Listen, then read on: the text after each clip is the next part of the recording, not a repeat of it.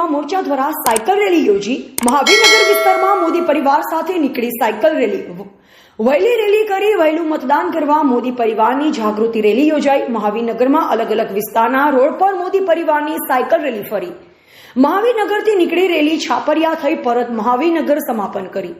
સમગ્ર ગુજરાતમાં આવનારી 7મી મેના રોજ મતદાન યોજાવા જઈ રહ્યું છે, ત્યારે આજે વહેલી સવારે ભાજપ દ્વારા સાયકલ રેલીનું આયોજન કરવામાં આવ્યું, જેમાં મોટી સંખ્યામાં ભાજપના યુવા કાર્યકરોએ ઉત્સાહભેર ભાગ લીધો।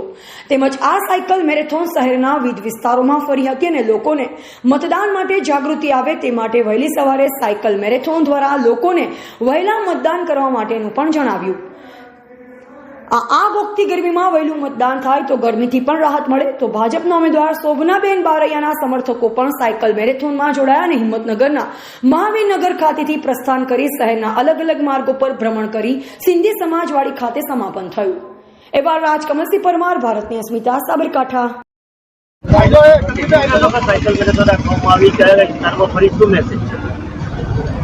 આજ રોજ હિંમતનગર વિધાનસભામાં યુવા મોરચા દ્વારા આવનાર લોકસભાના ઇલેક્શનમાં શોભનાબેન બારૈયા માટે યુવા મોરચાએ સવારે 7 વાગે સાયકલ રેલીનું આયોજન કર્યું હતું। મેં હું મોદી પરિવારના ભાગરૂપે આજે 7 તારીખે વધુમાં વધુ વોટિંગ થાય તે માટે યુવાઓએ સમગ્ર હિંમતનગર શહેરમાં સાયકલ ચલાવીને એક સંદેશ પાઠવ્યો હતો।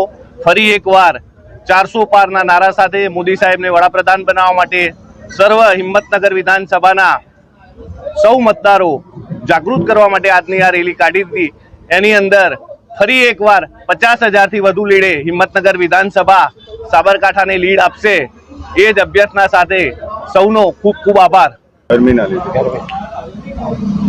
સૌ મતદારોને નમ્ર વિનંતી છે કે અતિશય ગરમી પડતી હોવાના કારણે 7 તારીખે સૌ સવારે વહેલા પોતપોતાનું વોટિંગ કરી અને આપણી સૌની જવાબદારી પૂરી કરીએ તેવી હું ઈચ્છા વ્યક્ત કરું છું।